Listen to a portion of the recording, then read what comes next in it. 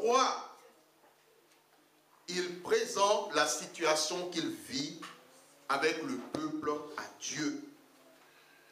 Il dit à Dieu les noms des personnes ou des royaumes qui sont entrés en guerre avec lui pour les détruire. Bien-aimé, lorsque Dieu te montre qui est ton ennemi, ton adversaire, dis son nom à Dieu quand tu pries. Seigneur, il y a telle personne qui veut me détruire.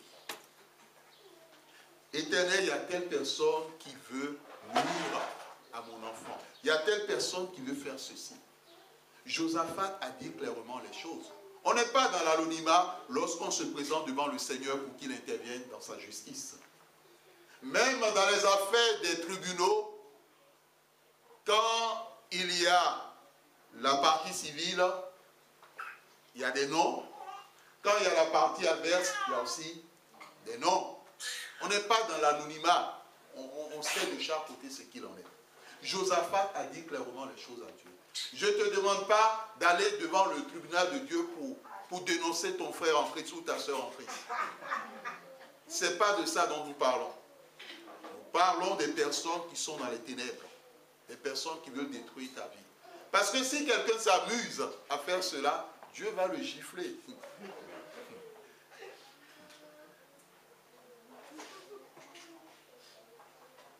On ne s'en prend pas à un enfant de Dieu, parce que vous êtes de la famille de Dieu. Je dis bien enfant de Dieu.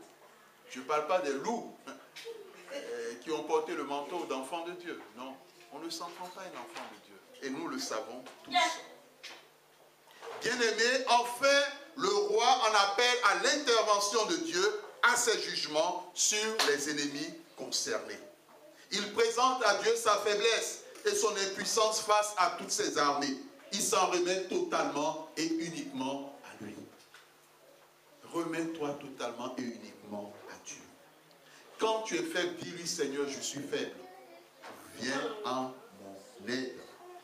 Dieu répond à la prière de ses enfants qui s'humilient sincèrement dans le jeu. Il intervient par le Saint-Esprit.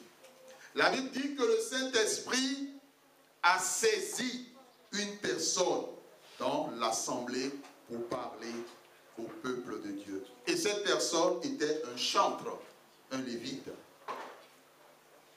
Les chantres, vous devez avoir une communion profonde avec le Saint-Esprit.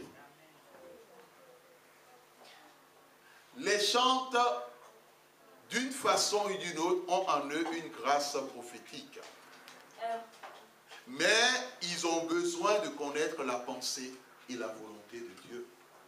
Des chantres prophétiques existent. Quand on est chantre, on est une personnalité importante. Pas dans le cas de l'orgueil, parce que c'est la pire des choses. Les premiers chantres dans le ciel, à un moment donné, l'orgueil les a poussés. Et finalement, ils se sont retrouvés à terre, comme Lucifer. Le danger qui guette un chantre, c'est l'orgueil. Parce que le chantre pense que s'il n'est pas là, Dieu ne peut pas faire ce qu'il veut faire. Bien-aimés dans le Seigneur, quand on est chantre, on se prépare avant de pouvoir monter ou de chanter pour Dieu. Quand on veut accomplir ce service, quelquefois on jeûne et on demande au Saint-Esprit de nous utiliser. Parce que l'adoration que nous adressons, c'est vis-à-vis de Dieu. Amen. Et c'est Dieu qui récompense ces chantres. Amen. Bien-aimé, il y a toujours un moment où Dieu parle. Il y a un moment où il répond à son enfant, soit directement ou indirectement. Le peuple de Dieu a prié et Dieu a répondu en envoyant son Esprit Saint saisir un chantre qui s'appelle Yahaziel, fils de Zacharie, fils de Benaya, fils de Yéhiel, fils de Matania. Lévite, donc les fils d'Azaph. Et vous savez que les fils d'Azaph plutôt sont les chantres. Vous avez les psaumes. Tous les psaumes ne sont pas écrits par David. Hein? Il y a des psaumes qui sont écrits par les fils d'Asaph. L'Éternel accorde toujours une place importante à son peuple et aux dirigeants établis sur lui. Il a vu la crainte dans le cœur de son peuple. Il a constaté le froid qui s'est emparé de ses enfants. Face à la multitude d'ennemis, tout combat d'un enfant de Dieu est celui de Dieu. Amen. Amen. Il faut le dire à ton frère et à ta soeur. Il faut lui dire, ton combat est celui de Dieu.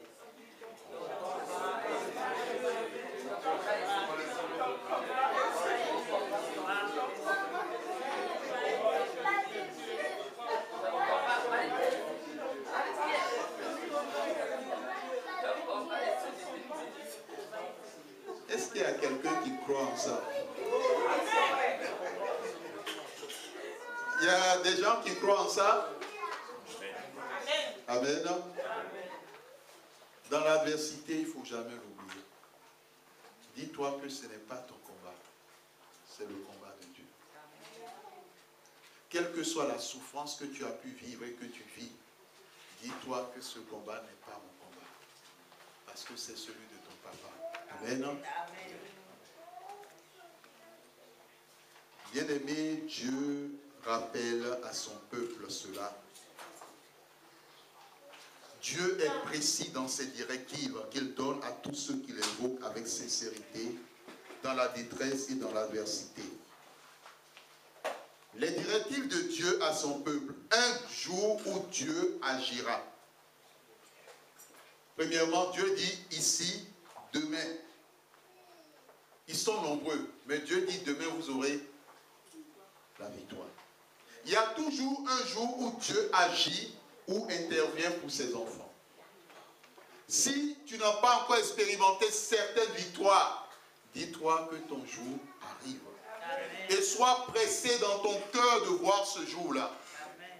Parce que lorsque l'heure de Dieu sonne,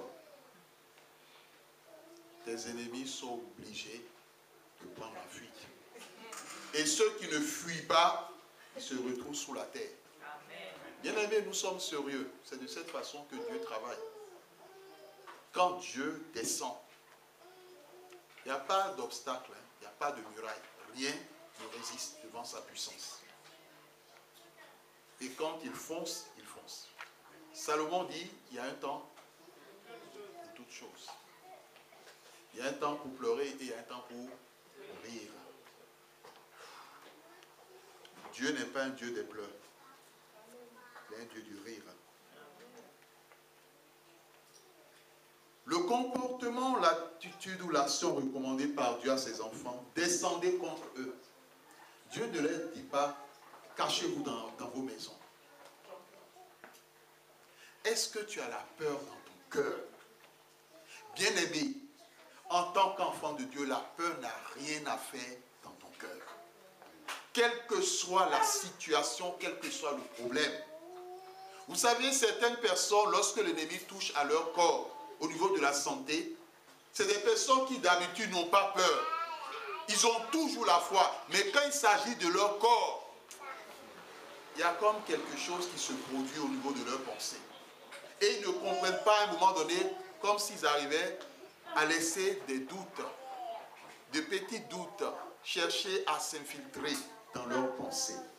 Bien-aimé dans le Seigneur, tu es un enfant du roi des rois. Tu es un fils, tu es une fille. Tu es un héritier, tu es une héritière. Tu es un prince, tu es une princesse. Tu es un Dieu. Ah, c'est ce que la Bible a dit. Vous êtes des dieux, que vous appartenez à la famille du très haut. Est-ce que vous avez déjà vu Dieu commencer à trembler une fois? Quelqu'un a déjà vu Dieu commencer à trembler une fois? Quelqu'un a déjà vu Dieu commencer à avoir peur?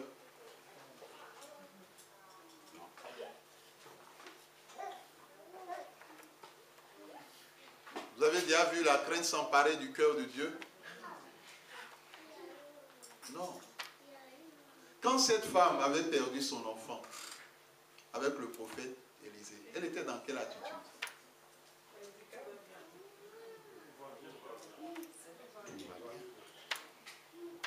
Tout va bien. Parce que son Dieu est la résurrection et la vie. Amen.